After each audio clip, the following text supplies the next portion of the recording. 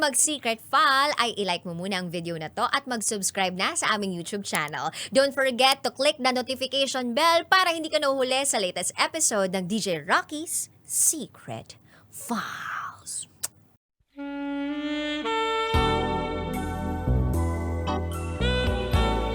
It's time for SPG, as in Super Pagganern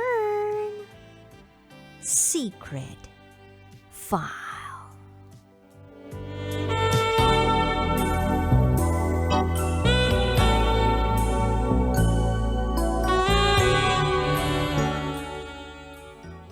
Hi DJ Rocky at DJ Jello.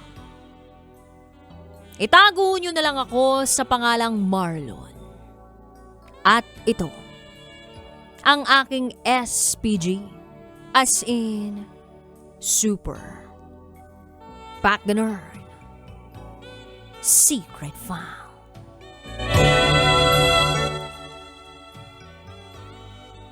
Mainit ang panahon. Pero kahit tag-init, hindi ako magpapapigil sa pagiging inhit ko. Dahil matagal na akong nag-aabang sa pagkikita namin ng kachat ko na itago na lang natin sa pangalang Angelica. Kapag nag-video call kami, masasabi ko talagang napaka-angelic ng kanyang mukha. Ang ganda-ganda niya, morena at makinis. Hanggang sa nagdesisyon nga kami na tapusin na ang pabibidyo call lang namin at magkita in person. Dahil pag nakikita ko siyang ngumingiti, parang gusto ko nang mag-advance ng future namin. At sumapit na nga ang araw ng pagkikita namin ni Angelica. Nang makita ko siya mula sa malayo, ay kinikilig na ako. Pinagmamasdan ko siya habang naglalakad ako papalapit sa kanya. Para siyang isang anghel na bumaba dito sa lupa galing sa langit. Nakasuot siya ng puting blouse and skirt na itim. Sabi ko sa sarili ko, boss, jackpot ka rito. Kumain kami sa isang restaurant hanggang sa nagkayayaan kami. Actually, siyang nag-initiate. Initiate niya ang panonood ng pelikula sa kanyang place. Siyempre ako naman, kalmado kunwari, pero sa loob-loob ko, parang merong marching band. Pagdating namin sa kanyang condo, medyo mainit lang dahil mahina ang aircon. Nilakasan naman niya. Walang patid ang aming tawanan, tsikahan at kwentuhan. Saktong-sakto din bumili kami ng konting maiinom namin. Nakaupo kami sa sofa niya at nakaakbay ako sa kanya. Hanggang sa naging sweet na ang eksena mula sa pelikulang pinapanood namin. At eto na nga, Dahan-dahan kong ginalaw ang aking mahiwagang kamay patungo sa kanyang balikat braso hanggang sa kanyang mukha. Naramdaman ko na payag naman siya at parang gusto na rin niya na merong mangyari. Kaya naman, iniangat ko na ang kanyang t-shirt at tinulungan niya akong hubarin ang kanyang t-shirt.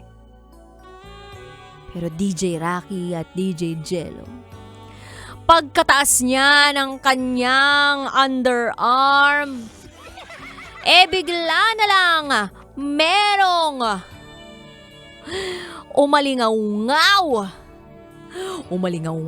na alingasaw na parang may pinaghalong basang tuwalya, kulob na gym bag at 2 linggong naiwan na medyas sa ilalim ng kama. Parang tumigil ang oras at hindi ko alam kung hihinga pa ba ako o tatawag na ng emergency rescue team. Pinipigilan kong mahalata pero yung mga mata ko ay kusa nang naghahanap ng extra electric fan na matindi ang buga na pwedeng itapat direkta sa kilikili area niya. Kaso wala. Ceiling fan lang na umiikot na parang walang pakialam sa laban na meron ako. Siguro napansin niya ang aking pagsustruggle kaya tinanong niya ako, "Okay ka lang?" Sabi ko, "Oo, medyo mainit lang." Pero sa totoo lang, yung kaluluwa ko na ang pinagpapawisan. Sinubukan kong maging matatag. Sinubukan kong wag magpatinag. At sabi ko sa sarili ko, "Marlon, wag kang mababaw, tao lang din siya." Pero sa bawat lapit niya at pagkapit niya, parang may invisible uppercut yung amoy. Hanggang sa hindi ko na kinaya, bigla akong tumayo. Tumayo mula sa pagkakaupo. Sabi niya, "Bakit?" At sinabi ko ito ng buong tapang at pinausbong ko ang aking pagiging gentleman. Alam mo, nire-respeto kita, Angelica.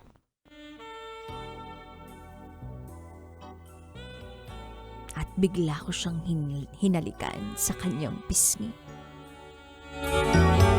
Kasabay ng paghalik ko sa kanyang pisngi ay ang hindi ko rin paghinga. Hinawakan ko siya sa kanyang balikat at sinabi ko ulit, "I respect you."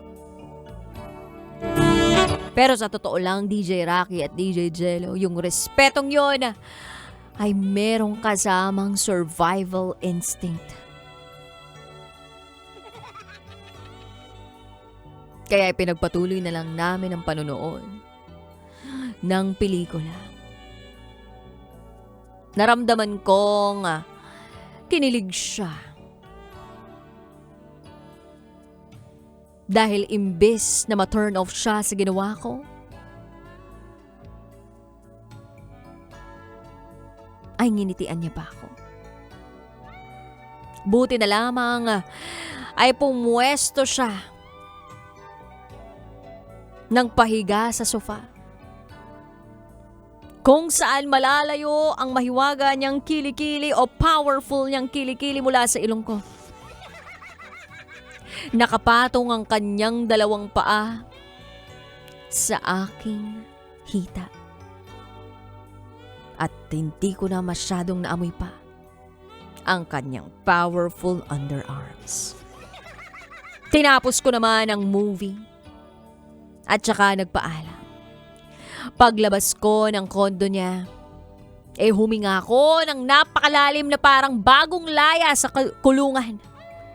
At bumili agad ako ng malamig na soft drinks para maibalik lang ang diwa ko. At mula noon, ay natutuhan ko na hindi sapat ang ganda sa panahon ng tag-init.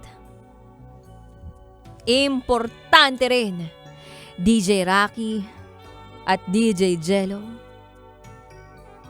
ang deodorant.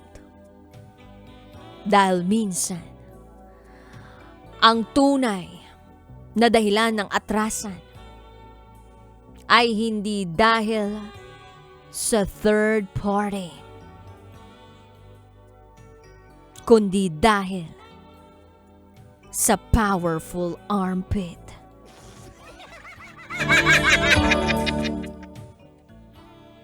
PS. Ginost ko na siya. PPS. Nagpa-deliver ako ng deodorant sa kanya. Nirestrict as friend ko na rin siya. And sa ngayon, hindi na ako mahanap ng maganda lang, kundi mabango rin. Yun lamang po, DJ Rocky at DJ Jello. Muli, ako si Marlon. At ito, ang aking SPG, as in Super Back in Her Secret File.